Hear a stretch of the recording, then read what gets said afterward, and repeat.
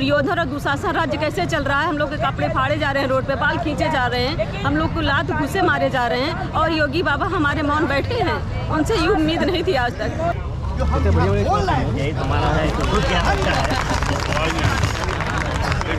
69,000 शिक्षक भर्ती के जो लड़ाकू साथी हैं, जिन्होंने इस लड़ाई को लड़ने का काम किया, मैं उनको बधाई देता हूं कि वो लंबे समय लड़ रहे हैं और 29 तारीख को उन्होंने विधानसभा घेराव का कार्यक्रम रखा है। मैं उनका समर्थन करता हूं और दमखम से हम उनके इस आंदोलन में बुद्धि से उनको आंदोलन सफल बनाने का काम करें। आपका नाम पहले बता दें हमें। राजभर जी के पास आज आप लोग जाते हैं, घेराव भी करते हैं, क्या लगता है कल सदन में वो मुद्दा उठाएंगे? चेहरे पर जिस तरीके से ये जो आपने नारेबाजी सुनी, ये मैं इस वक्त मौजूद हूँ लखनऊ के इको गार्डन में। इको गार्डन के अंदर नहीं हूँ, मैं इको गार्डन के बाहर ही हूँ। ये जैसा आप देख रहे हैं, ये इको गार्डन का गेट है और ये इधर चौराहा, ये पूरी रोड बराबर चले जा रही है और ये जितने भी अभ्यर्थी हैं इनका जज्बा कम नहीं हो रहा है। लेकिन कहीं ना कहीं इनको थोड़ी सी हताशा है, जो ये अब इको गार्डन के अंदर से अब बाहर इनके आके जमा हो गए हैं। चलिए यहाँ पे कुछ लोगों से बात करेंगे, लेकिन उससे पहले आपको कुछ दिखाते हैं और उस बारे में पूरी बात करते हैं। यहाँ पे रखी हुई है एक दान पेटिका, सामाजिक सहयोग के लिए है और इसमें कुछ पैसे पड़े हुए हैं। इसका क्या अर्थ है, चलिए जानते हैं मैम से। मैम पहले ये बताइए, जो यहाँ कुर्सी पर एक दान पेटिका रखी गई है, ये किस लिए रखी गई है? ये इसलिए रखी गई है कि हमें जो सरकार नियुक्ति पत्र नहीं दे रही है जी, वो हमें दे। इस दान पेटिका में देकर हमें हमारा भाग्य जो है सफल बनाए जी, इसीलिए यहाँ दान पेटिका रखी गई है जी। और जहाँ तक है एक्शन की बात जी, जो यहाँ पे एक्शन लिया जा रहा है, वो एक्शन ये लिया जा रहा है कि ऊपर से ऑर्डर आ रहा है और प्रशासन हमारे साथ बर्बरतापूर्वक व्यवहार कर रहा है जी।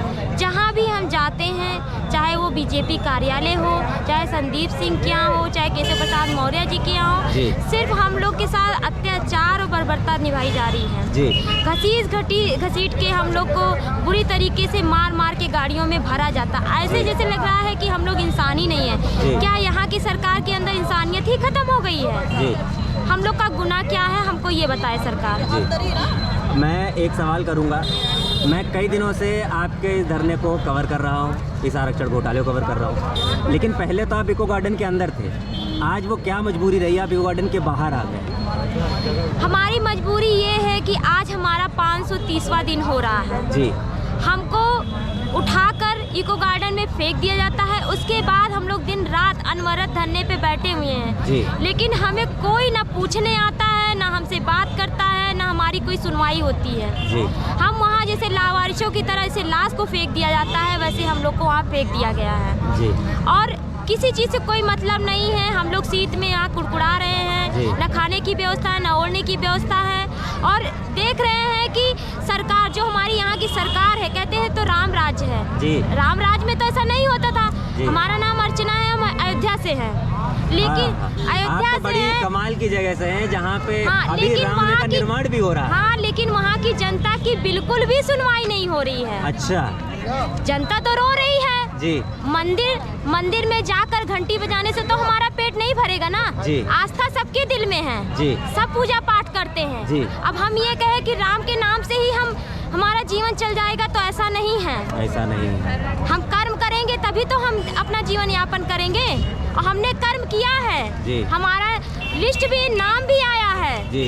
हमारी काउंसलिंग की डेट भी रखी गई है जी। लेकिन फिर भी हमको नियुक्ति पत्र अभी भी नहीं दिया गया है जी।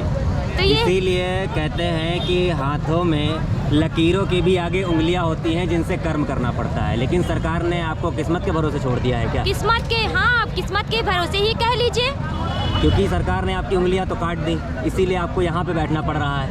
उन्होंने उंगलियां हमारी जानबूझ के काटी हैं जी। बात तो ये है कि उन्होंने हमारी उंगलियां जानबूझ, क्योंकि हम लोग पिछड़े और दलित हैं, बस इतना ही गुनाह है हमारा कि हम लोग पिछड़े और दलित हैं, इसीलिए हमारी उंगलियां काटी गई, हमारा हक मारा गया, हमारे साथ अत्याचार हो रहा है। जैसे कहा कि आपके साथ जो ये अत्याचार और जो परेशानी है, इसका क्या मूल कारण पिछड़े और दलित होना है?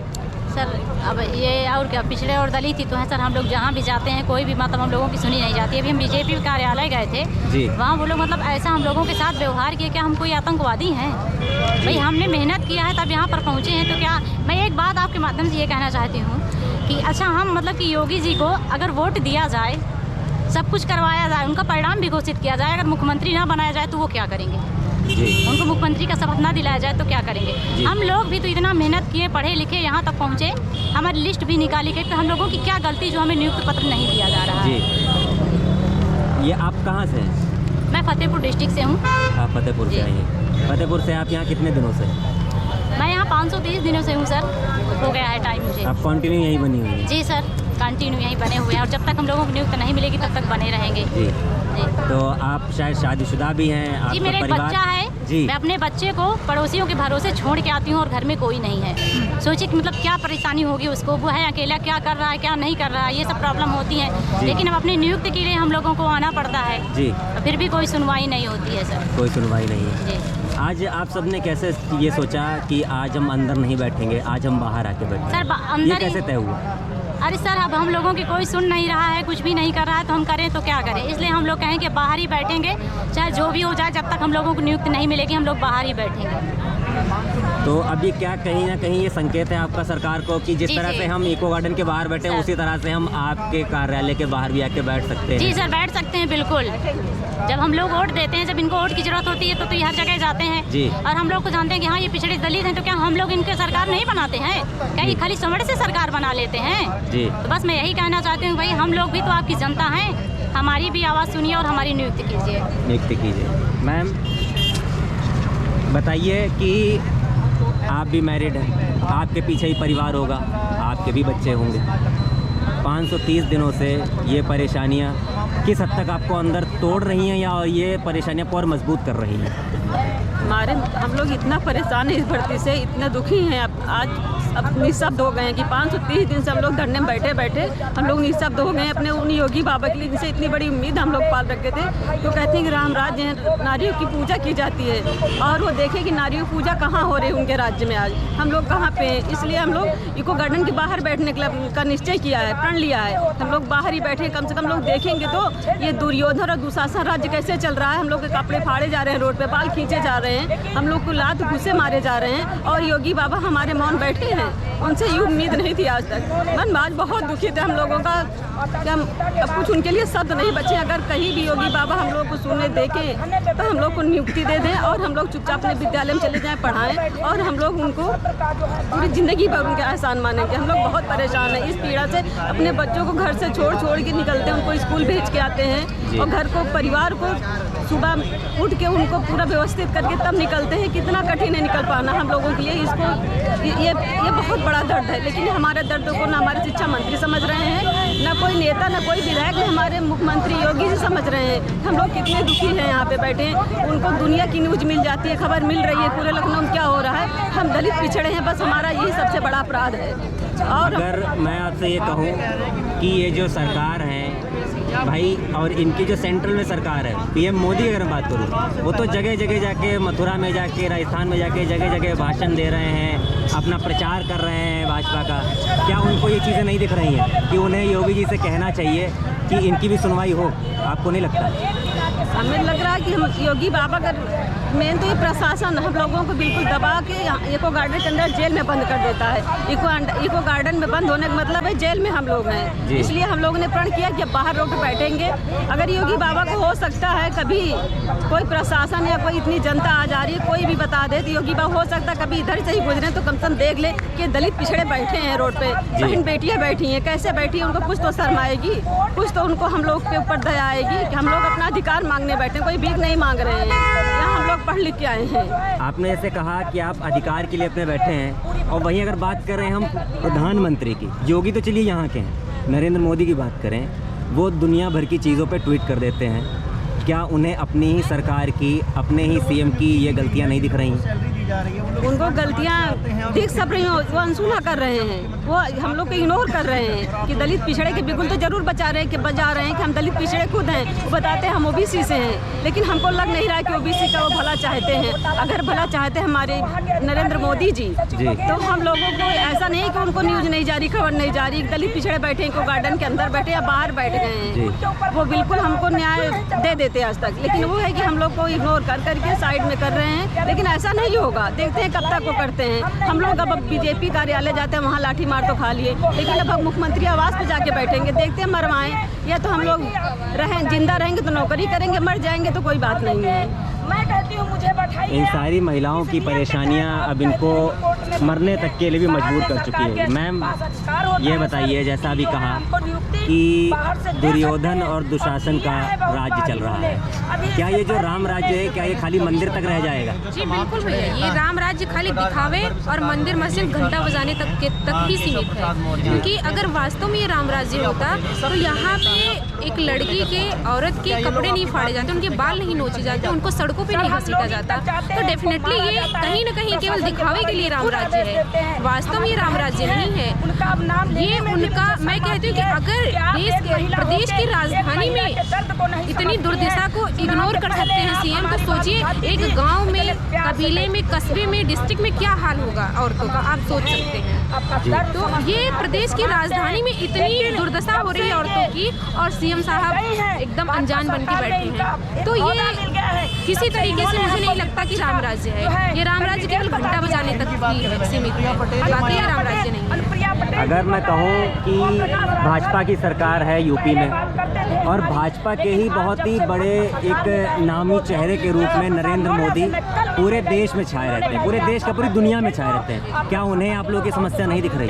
जी नहीं भैया, बिल्कुल नहीं दिख रही। या तो यूँ मान लीजिए आप कि वो देख के भी अनदेखा कर रहे हैं। ये जो डबल इंजन की सरकार है केंद्र और राज्य में भाजपा की, ये केवल अपना देख रहे हैं, अपना हित। ये वर्ग विशेष की सरकार है, ये दलित पिछड़ों की सरकार नहीं है। क्योंकि अगर ये दलित पिछड़ों की सरकार होती तो दलित पिछड़ों की बहन बेटियों की, उनके बेटों की, पीड़ितों की आवाज़ तो जरूर सुनते। तो ये केवल कहने को डबल इंजन की सरकार है, ये वर्ग विशेष की सरकार है, हमारी सरकार नहीं है।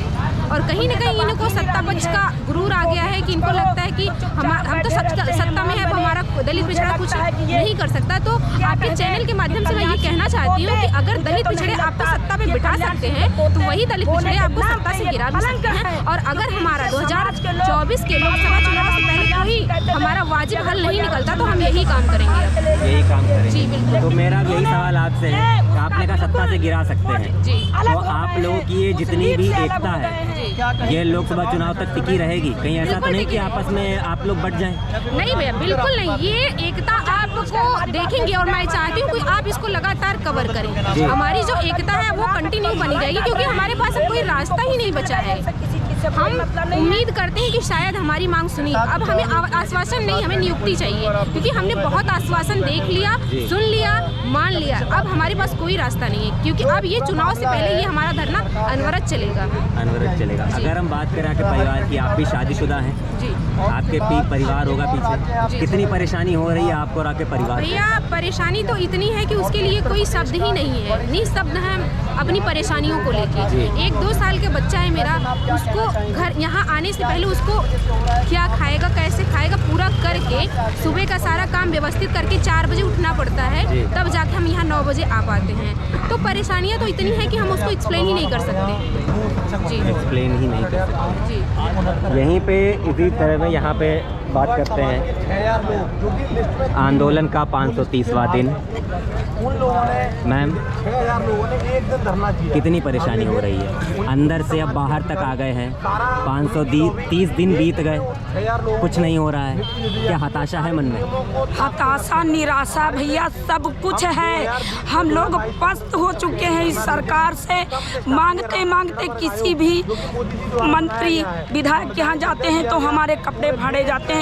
हमको जो है शिक्षा मंत्री 17 तारीख को हम लोग शिक्षा मंत्री से अपनी केवल बात रखने गए थे कि सर कोर्ट के बाहर आपके पास अधिकार है, आप हमारी नियुक्ति कर सकते हैं। उस पर इन्होंने हमसे मिलने के लिए मिले भी नहीं, हमको मरवाया। मैं 1 हफ्ते से मैं हॉस्पिटल में थी, हॉस्पिटल से जैसे ही ठीक हुई वैसे ही मैं यहाँ पे आ गई हूँ। और मैं जाऊंगी तब तक नहीं जब तक ये हमको नियुक्ति नहीं दे देते हैं। हमको नियुक्ति चाहिए, हमें नियुक्ति चाहिए, और नियुक्ति इसलिए नहीं दे रहे हैं कि हमारे जो नेता हैं पिछड़े दलित के, वो हमारे नाम पे केवल मलाई काटने का काम करते हैं और हमको सड़कों पे छोड़ दिया है। मेरा छोटा बच्चा 3 साल का है, मैं उसको मोहल्ले वालों, मेरे सास ससुर नहीं है, जेठ जेठानी नहीं है, मेरा केवल छोटा देवर है, मैं उसको और अपने बच्चों को छोड़ के घर पे आती हूँ, कोई खाना बनाने वाला नहीं है। लेकिन ये हमारी सुध लेने के लिए तैयार नहीं है। इनके काम में जू तक नहीं रेंगती है कि हम लोग किस पीड़ा से गुजरते हैं। हमारी बहन कहती है, अनुप्रिया पटेल कहती है, हम आपकी बहन है। अरे कैसी बहन है आप, जो आपको दर्द नहीं होता, कि आपको एक पैसे का दर्द नहीं है कि हमारी बहनें मर रही हैं, और आप वहाँ बैठ के मलाई काटने का काम करती है।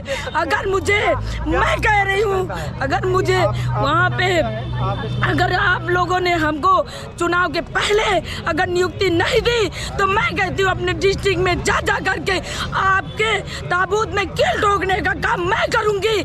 आपको जितने मुकदमे करने कर लीजिए, जो भी करना है कर लीजिए।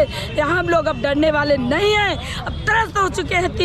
530वां दिन है, आपको दिखाई नहीं देता, शर्म नहीं आती। केशव मौर्य, आपको शर्म नहीं आती, आप हमको पार्टी का एजेंट बता देते हैं। तू है आप पे शिक्षा मंत्री जी, तू, आप हमारे समाज के नाम पे वोट ले लेते हैं, मलाई काटते हैं, आप पे तू है। कल्याण सिंह के पोते के नाम पे आप तू है, क्योंकि आप उनके लेख पे नहीं चलते। वो कहते थे बाबू कल्याण सिंह की, हम जो है, आप एक कोई अगर आरक्षण आपसे छीनता है तो थप्पड़ मार के ले लीजिए। आप तो मौन बैठे, शर्म नहीं आती आपको, शर्म नहीं आती आपको, बिल्कुल बेशर्म हो गए हैं। हमारे जो स्वतंत्र देव सिंह हैं वो भी बेशर्म हो गए हैं, अनुप्रिया पटेल बेशर्म हो गई हैं। हमारी पीड़ा सुनने आओ, और नहीं आते हैं। अगर विपक्षी नेता हमारी पीड़ा सुनने आते हैं तो ये हमको पार्टी का एजेंट बता देते हैं। आपको आंखों से नहीं दिखाई देता है कि हम कहाँ बैठे, इको गार्डन के बाहर बैठे, आप लखनऊ में बैठे, आपको दिखाई नहीं देता, आपको जो है सुनाई नहीं देता।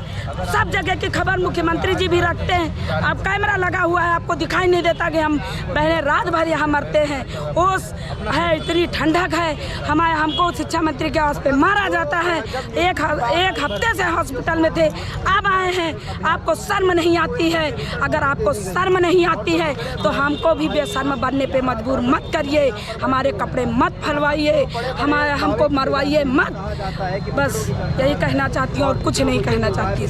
मैम, एक सवाल ये कि इतनी ठंड में आप लोग यहाँ पे बैठे हैं, कहते हैं जो महिलाएं होती हैं कहीं ना कहीं परिवार पे एक अपने प्यार से, अपने सम्मान से एक छत का काम करती हैं, और वहीं सरकार ने सारी महिलाओं के ऊपर से छत गायब करके उनको खुले आसमान के नीचे बैठा दिया। क्या कहना है आपका? अब आप ही समझ लीजिए भैया, ये सरकार है, ये कैसी सरकार है, कहती है कि महिलाओं को नारी सशक्तिकरण की बात करते हैं, हमारे मोदी जी भी करते हैं, और उन्हीं की पार्टी के लोग योगी जी नारी सशक्तिकरण की बात करते हैं, और हमारी बात, हमारी सुध तक नहीं लेते हैं कि हम लोग इको गार्डन के बाहर आके बैठ गए हैं। क्योंकि 530वां दिन होने के बावजूद भी लगभग 2 साल बीतने को है, इनके कान पे जूं नहीं रह रहा है।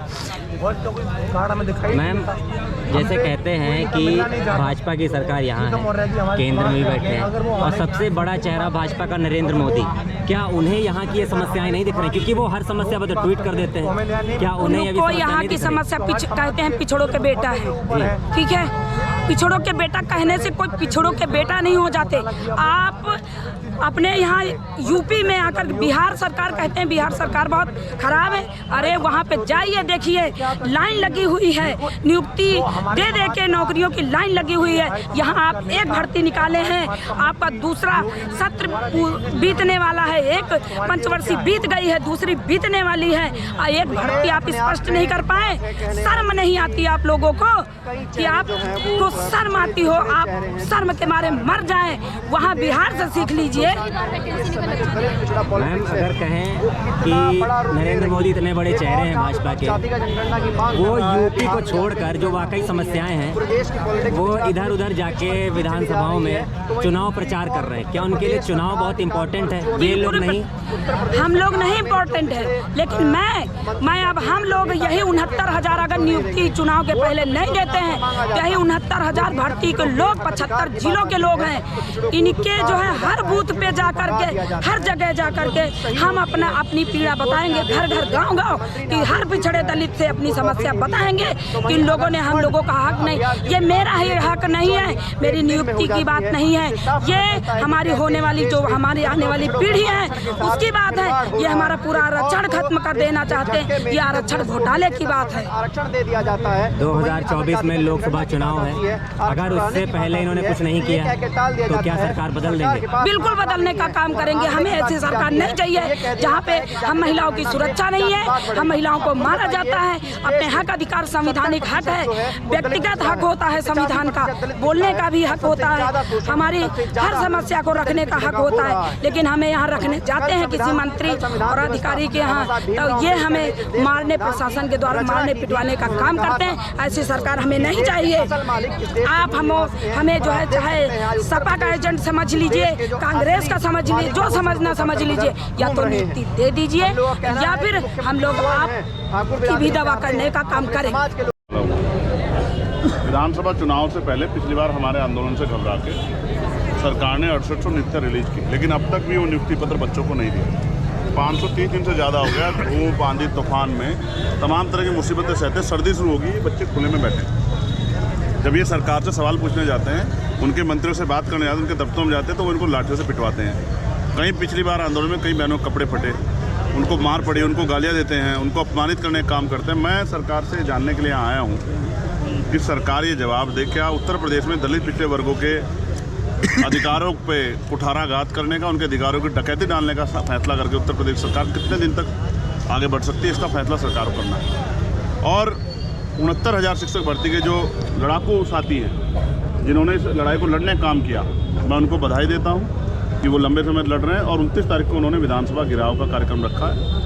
मैं उनका समर्थन करता हूं और दमखम से हम उनके इस आंदोलन में बुद्धि से उनको आंदोलन सफल बनाने का काम करें। मेरा तो ये मानना है कि विपक्ष जो है उनको मजबूती से इस सवाल को खड़ा करना चाहिए और सरकार से जवाब मांगना चाहिए। और क्योंकि ये एक बड़ा विषय है, जब आप समझिए कि जो संवैधानिक अधिकार बैठ रहा है उसको नहीं दे रहे हैं, उसमें कटौती कर रहे हैं, उसमें लूट और उसमें डकैती कर रहे हैं, तो जो अलग से क्या दे सकते हैं? दलित पिछड़े वर्ग के पूरे, मैं समाज को भी कहना चाहूँ, उनको भी सोचना चाहिए, जब आपके बच्चों का भविष्य खतरे में है तो इन दलों को वोट देके आप क्या हासिल करना चाहते हैं? आपकी राजनीतिक सोच कितनी कमज़ोर की हो गई है? तो भाजपा को ये विरोध जो है भारी पड़ेगा। अगर जितना जल्दी इनकी समस्या का समाधान नहीं किया गया, उतना ही विरोध आगे बढ़ेगा और आने वाले कल में ये आंदोलन गांव-गांव तक जाएगा।